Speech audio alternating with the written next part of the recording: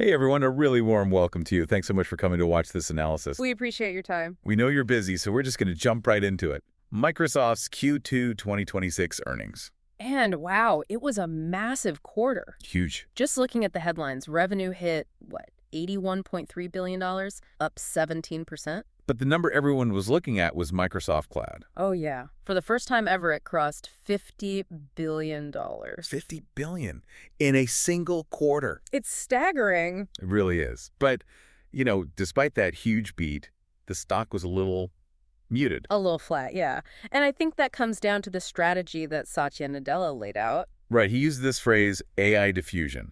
Okay, what does that actually mean? So basically, it means we are kind of done with the wow phase of AI. A novelty phase. Exactly. Nadella's point is that AI is moving from being this, cool new thing to something that is a structural part of the economy. It's impacting GDP. And to do that, you need factories. Mm-hmm. He introduced this idea of the token factory. Yes. And it sounds like a bit of marketing fluff, but it's not. It's more than that. It's a whole new mental model. Think about a data center as like a warehouse. You store stuff. Okay. He's saying they're now building manufacturing plants, these super factories connecting Atlanta and Wisconsin. They take in energy and silicon. And they manufacture intelligence, tokens. Exactly. They're not storing files. They're printing logic. And they're using their own custom silicon to do it, the Maya 200 and the Cobalt 200 chips. So if the factory is making intelligence, what's the actual product we buy? Agents. He was super clear about this. Agents are the new apps. Let's pause there because agent is a word that gets thrown around a lot. It is. How is it different from just, chatting with Copilot? A chatbot answers a question. An agent does a job. Okay. It connects to your email, your calendar, your code, and it actually executes a workflow for you. And people are buying it. 15 million paid M365 Copilot seats. That's up 160%. Yeah, it's a huge jump. But this is where the tension comes in, right? Mm-hmm. Because then CFO Amy Hood stepped up. Right. She gave good guidance for Q3, up to maybe $81.75 billion.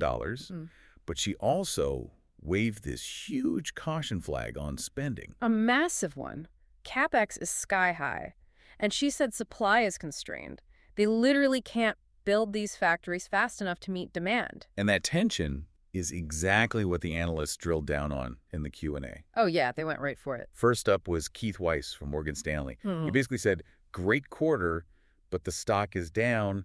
Investors are worried CapEx is growing way faster than Azure. The ROI question. What's the return on this spending? And management's defense was really interesting. They said, this CapEx isn't just for Azure. It supports M365, Copilot, GitHub Copilot, everything. The whole ecosystem. Their argument was essentially, we're not spending too much. In fact, we don't have enough GPUs. We are sold out. Which is a confident answer. But then Mark Mordler from Bernstein pointed out something in the accounting. The depreciation schedule. That was a great question. He said, you're depreciating this hardware over 6 years, but customer contracts are only about 2.5. Isn't that a huge risk? It's a very valid fear. I mean, what if the tech is obsolete in 3 years?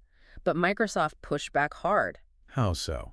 They said demand is so high that these GPUs are effectively sold out for their entire useful life.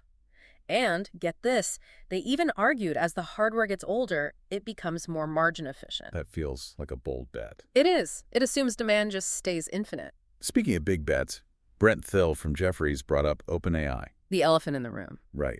He noted 45% of Microsoft's backlog is tied to them.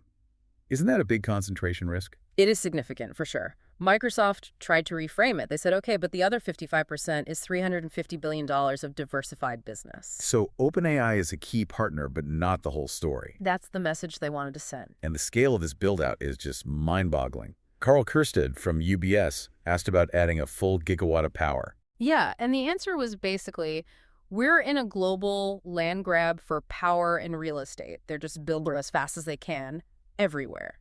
Which brought up Mark Murphy's question from JP Morgan about their own Maya chips. Is Microsoft trying to become a chip company now? Well, they're definitely trying to get into vertical integration. They said making their own chips lowers the total cost of ownership. So cutting out NVIDIA? Not cutting them out, no. They were very careful. They said they'll keep buying from NVIDIA and AMD to have the best performing fleet overall. Okay, that makes sense.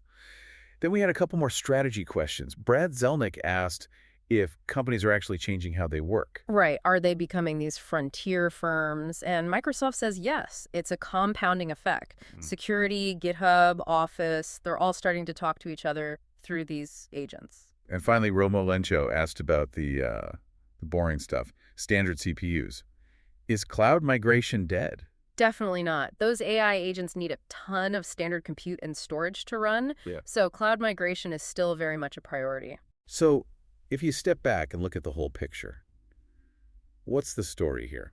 The story is that Microsoft is betting the entire farm on these token factories. Right. They are shifting their business model from selling software to selling the output of these factories, which is agents.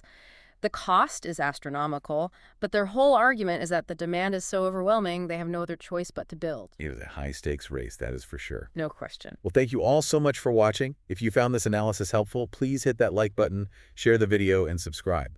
It really does help us know what you want to see. Thanks, everyone. Stay tuned for the next one.